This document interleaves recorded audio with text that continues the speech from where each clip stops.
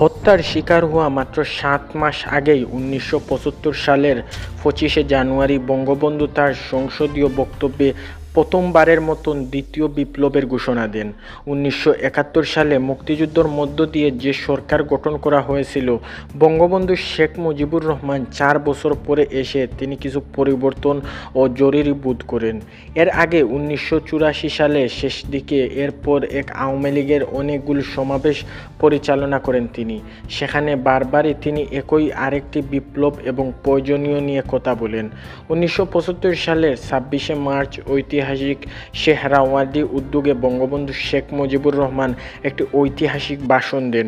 এই ভাষণে তিনি নতুন বাংলাদেশ গড়ার লক্ষ্যে সাময়িকভাবে রাজনৈতিক ও অর্থনৈতিক ব্যবস্থাকে ঢেলে সাজানোর নির্দেশনা দেন।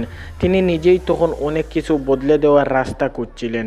বাংলাদেশের রাজনৈতিক ইতিহাসে অত্যন্ত তাৎপর্য এই ভাষণটি ছিল বঙ্গবন্ধু শেখ মুজিবুর রহমানের ভাষণ।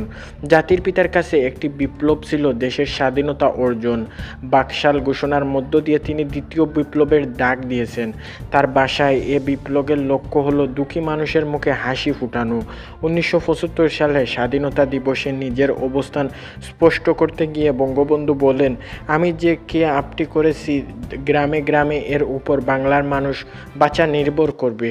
আপনাদের ফুল প্যাকেটটা একটু হাফ প্যান্ট পরতে হবে, পায়জামা ছেড়ে একটু লুঙ্গি পরতে হবে। আর গ্রামে গ্রামে যে একে আপটিকে সাকসেসফুল করার জন্য কাজ করতে হবে।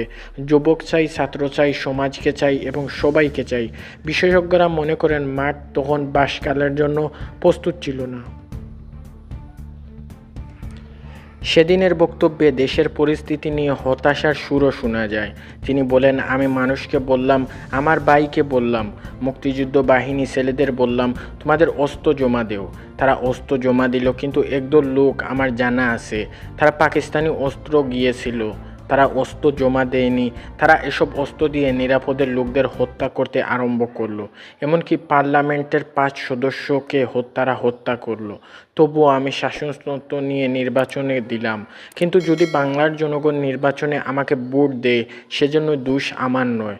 ৩১৫ জন সদস্যের মধ্যে ৩৬০ সিট বাংলার মানুষ আমাকে দিল, কিন্তু একদল লোক বলে কোনো জনগণ আমাকে ক্ষমতা দিল। বঙ্গবন্ধুর দ্বিতীয় বিপ্লব নিয়ে সে সময় বুঝতে ভুল হয়েছিল কিনা সে প্রশ্নের কোনো সুরাহা হয়নি। জাতীয় বিশ্ববিদ্যালয়ের সাবেক উপাচার্য হারুন আর রশিদ দ্বিতীয় বিপ্লবকে বঙ্গবন্ধুর সিস্টেম চেঞ্জ হিসাবে দেখেছেন। কতগুলো বিষয়ের সামনে রেখে তিনি সিস্টেম চেঞ্জের কর্মসূচি হাতে নিয়েছেন। সিস্টেম চেঞ্জের 5টি কর্মসূচি ছিল। এই কর্মসূচিগুলো বুঝতে বঙ্গবন্ধুকে বোঝা এবং তার লক্ষ্যগুলো বোঝা যাবে। দ্বিতীয় বিপ্লবের পরিকল্পনা কী ছিল? সে সময় সংবাদপত্র বিশ্লেষণ করে দেখা যায় এর মধ্য দিয়ে তিনি বেশ কিছু পরিবর্তনের ডাক দেন। এই বিপ্লবের মূল কাজ হিসাবে অনৈতিক মুক্তি অর্জন করাকে নির্ধারণ করেন, যাতে এর সুফল কৃষক এবং শ্রমিক মধ্যবিত্ত সাধারণ মানুষ ভোগ করতে পারে। গবেষকরা বলেছেন বঙ্গবন্ধুর কাছে এক কথায় মুক্তি সংগ্রামের দ্বিতীয় পর্যায় ছিল অর্থনৈতিক মুক্তি, এবং সেটা কোনো পথে আসবে ঠিক করতে যে 5টি কর্মসূচি তিনি নিতে চেয়েছিলেন। সেই 5 কর্মসূচির একটি হলো জাতীয় ঐক্যবদ্ধ লক্ষ্যে বাংলাদেশের কৃষক, শ্রমিক, আওয়ামী লীগ এবং বাকশাল। দ্বিতীয় কর্মসূচি হলো খাদ্যের স্বয়ংসম্পূর্ণতা অর্জন। তৃতীয় লক্ষ্য হলো দুর্নীতিমুক্ত উৎপাদন এবং চতুর্থ কর্মসূচি হিসাবে গুরুত্ব পেয়েছিলেন জনসংখ্যার নিয়ন্ত্রণ এবং পঞ্চমটি হলো প্রশাসন।